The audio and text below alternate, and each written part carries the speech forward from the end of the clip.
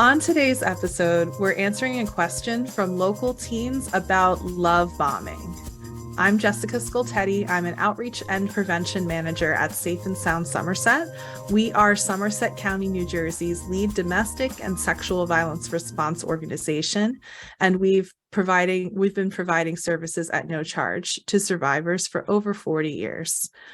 So today's question from local teens is, Dear Ava, what's the difference between love bombing and someone genuinely wanting to make me happy?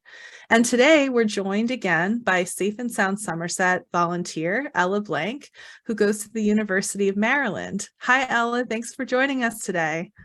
Hi, everyone. For this question, we can start with a definition. Love bombing is when a person showers a partner with displays of affection very early on within a relationship. This can be anything from an overabundance of attention, compliments, promises, anything to grand gestures and gifts. It's usually a tactic people use to manipulate or rope their partner into staying with them and can lead to an unhealthy relationship. Sometimes people do this when they're trying to get someone to date them, which can be problematic, especially if the other person isn't expressing interest. Yeah. Also, at the beginning of any new relationship, there's a lot of excitement and newness. You might have heard of the honeymoon phase, right? But what happens when one partner does so much for the other person that it creates an environment where their partner is relying only on them? For example, survivors tell us that abusive relationships will often start out for them as the most passionate or the most exciting time in their life. Sometimes it feels too good to be true. Definitely. Also, it can happen without even intending to. If someone's love bombing, it can create an environment where someone feels like they have to do things or they have to go out with them. These relationships tend to move very fast. If your relationship is moving fast, that doesn't necessarily mean that it's bad, but it can be a warning sign. Love bombing can be unintentional, and sometimes the partner doesn't even realize they're doing it. Maybe they've learned the behavior from their own parents, friends, or from media. But it's important to think about the impact our actions have on other people, even if we mean well. Right. We also need to talk about love bombing because these behaviors, like you said, can quickly become unhealthy. As the partner receiving the attention, you can listen to your gut and your instincts. Love bombing is often motivated by one person's self-interest, while someone who genuinely wants to make you happy would do it out of real feelings without expecting any kind of payback. It can be really hard to see the difference.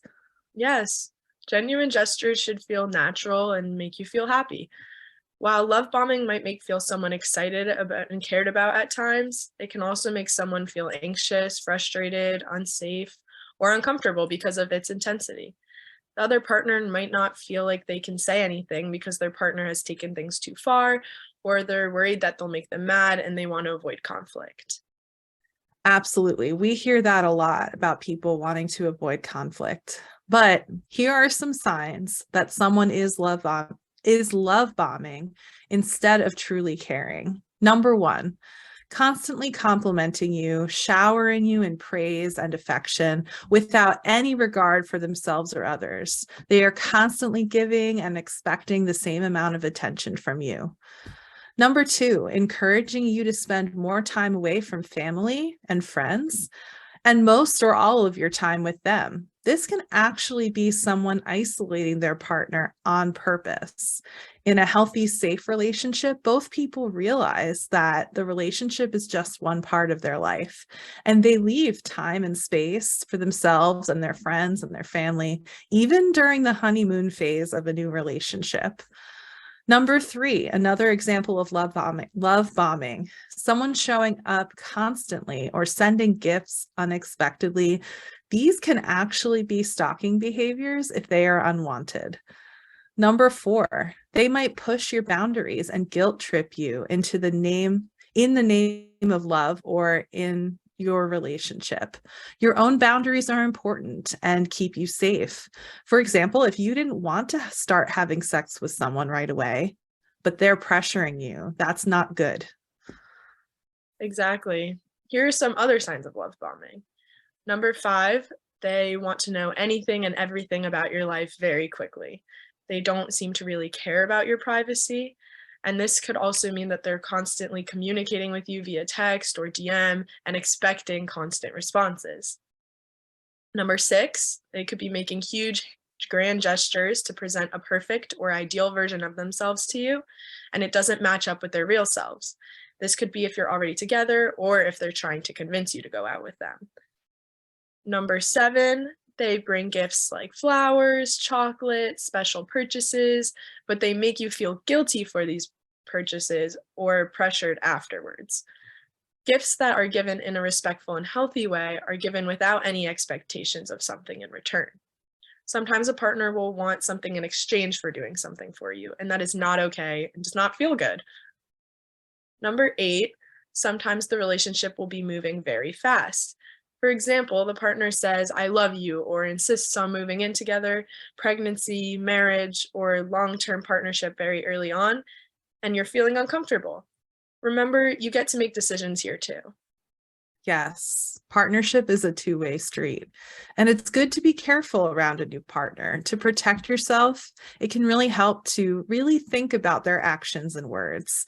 If you think you might be love bombed and manipulation might be the motive here, ask yourself some of these questions. Number 1, are their words or other gestures of affection lining up with their actions? Number 2, are their actions transactional, which means, like Ella just described, do they make you feel like you owe something to them in return for something? Number 3, is there pressure to move the relationship along quicker than I feel comfortable? Number 4, if I deny any of their requests, do they make me feel bad about it? If you're really unsure about the motives of your partner, it can help to talk to family or friends and get an outside perspective. Manipulators are good at deceiving others, so by talking to someone else who sees your relationship from another view can help. You could also call or text the Safe and Sound Somerset helpline to talk it out at 866-685-1122. Yes, it can also help to think about fantasy versus reality. Just because we see something happening in the media, like on TV or in movies or in songs, that doesn't necessarily mean that it's right or healthy for us. You can ask yourself questions like, how do I want to be treated in a relationship? What does safety look like for me? And what boundaries are non-negotiable for when I'm with a partner?